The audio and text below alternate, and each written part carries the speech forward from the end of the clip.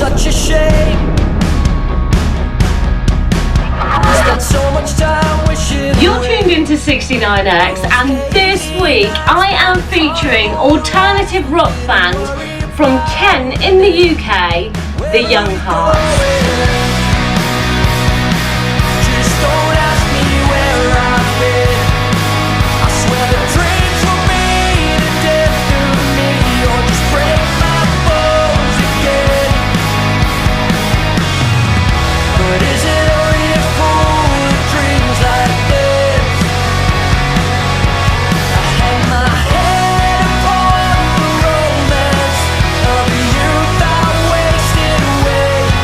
Hey, we're the Young Hearts, I'm Craig. I'm Aaron. I'm Stu.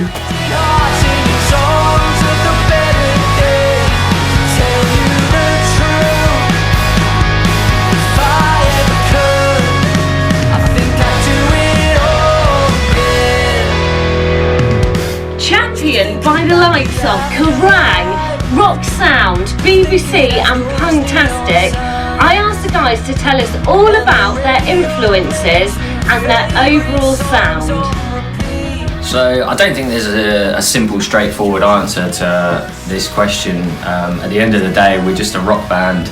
We like a lot of bands, so we're always going to try and sort of emulate our favourite parts of that. So we love the sort of stadium bands like Springsteen, The Killers and that, but then I think from growing up we've always been influenced by the punk bands and the emo bands like the Musings, Gaslight, Anthem, Jimmy Eat World.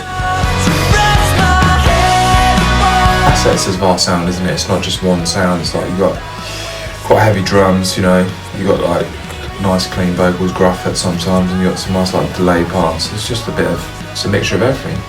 Yeah, we take elements from the bands we love and try and just chuck it in a pot and see what comes out. And it comes out like the Young Hearts. Yeah, that's basically it, really. Okay, so Mandy's favourite question: what have been the highlights in the band so far? It's probably playing live and going on tour. It's probably our biggest highlights. Play shows with really cool bands, meet new people, see cool places.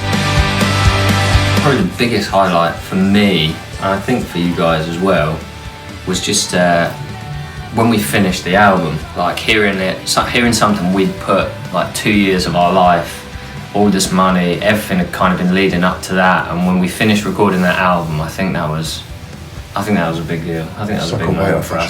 Yeah, it was just everything that we'd done up to that point just accumulated into that sort of, into those 11 songs. Like. So all our records have been produced by our friend Ian Sadler, who has a studio in Whitstable. He creates such a good recording vibe for us. Like, we're probably not the easiest band to work with, me being some kind of grumpy dictator, have to have it this way, and these guys who can barely play their instruments. I just about get a couple of guitar parts on the track if I'm lucky. I play one guitar. But no, he's a friend of ours. It's a really relaxed environment for us, which means we can try a lot of ideas. Like, I think if we were in other studio environments, we'd be a little bit more cautious about the ideas we were throwing forward. Whereas with Ian, he gets what we're trying to achieve, and he allows us to just throw anything in there and see what works, basically.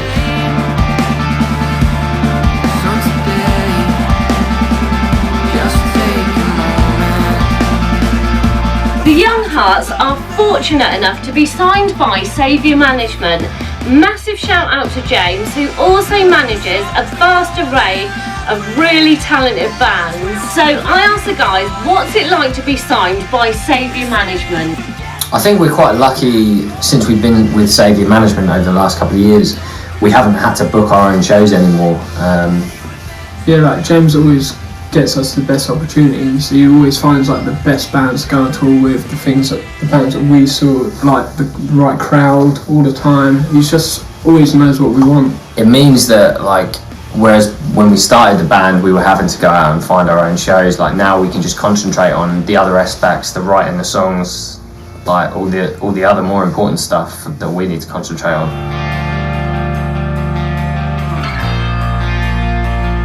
So we have a tour in February with the guys in Goldblum that we're really looking forward to.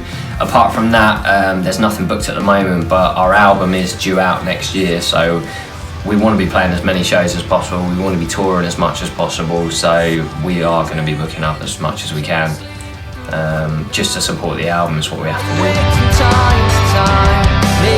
So the Young Hearts have been playing shows more or less every month for the last 2 years, and they've already started through Saviour Management to secure gigs for 2020. So from all the shows so far, which one is the most memorable and why? Supported our friends in Junior in London at the Dome for a wrestling event.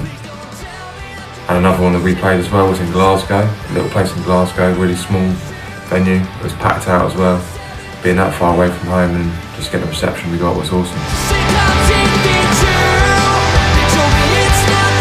Bands we'd like to go on tour with or share the stage with in the future, I think for me would be the Danger Zone. Lucky enough to see them a couple of times and hang out with them once at a show. The Musings are touring next year, so that would be a dream come true. Love that band. And then the Killers, if we were ever that level, that would just be ridiculous. I'd love to do that. And then we've got an album coming out in 2020. We don't know when it's going to come out yet, but we're releasing probably another single. Everything's gearing towards that basically. Yeah. Like we're just waiting for that album to come out, getting everything ready for it. So yeah, you maybe might not see much of us the rest of this year, but it's just us getting ready for when it all kicks off in 2020. Like hopefully that's going to be a big year for us, like touring, releasing the album. Like social media for bands these days, everyone knows you absolutely have to have social media. We wouldn't have had any of like the platform help that we've had without it. We've been on like American Press, we've been on Kerrang. Without that, we've got to so many more fans than we would have just from maybe touring. Like touring's a big aspect of it, but without that social media, you would not get that reach.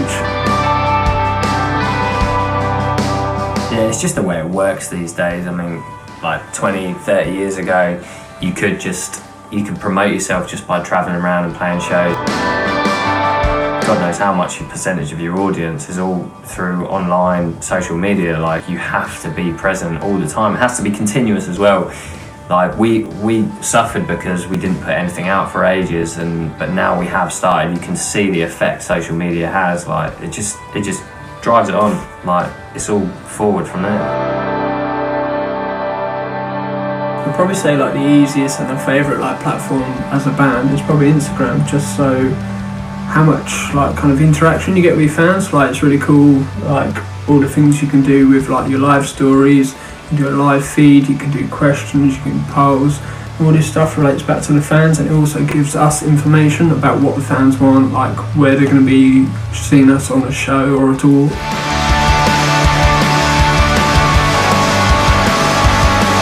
Okay, so these guys take video production really seriously. I particularly love the official video for Smoke. So I asked them, do they have an input into the creative process?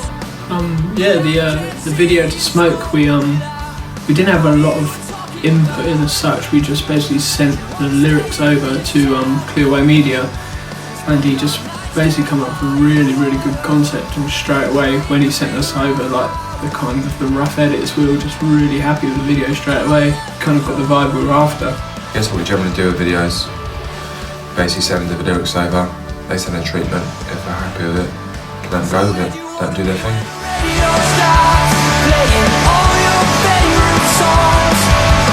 So we've been a band for 5-6 years now. We've put out a couple of EPs, we've finished recording this album. We've put a hell of a lot of time and effort into this, and I think all we really want to see is a bit of recognition at the moment. Like, I think for us to get a good response to the album, for people to come back saying they really love it, I think that's all we're kind of going for at the moment. Like, we're at an age now where we're not dreaming of being rock stars or anything. We just want to know that what our art, what we put ourselves out into, it's being well received. Yeah, it's being well received and people are enjoying it. Cause heaven knows what's waiting left in the dark. And I think if we can push on from that and start getting on bigger shows and maybe doing European tours, or obviously the big dream going out and playing in the States or something like that with some of our favourite bands. Like, that's what we want to do, but like I think at the end of the day we just want to know that what we've done is appreciated and well received, really. Like, we've invested so many emotions into like what we're doing as a band. Like, the best feeling you can have is people like coming back to you and saying, really connect with your songs. Like, that is literally the best feeling you can have. It's better than anything else. Tell your friends about me. Thanks very much for watching. We've been the Young Hearts. You've been tuned into 69X. No matter where I go, I hope I see you again. Just want to say a massive thanks to the guys for the interview. This is exactly what 69X is about, featuring talented, passionate musicians with absolutely the right mindset and approach. And these guys are smashing it, and I cannot wait to hear the brand new album coming out in 2020. When you wanna be when the radio stops playing all your favorite songs.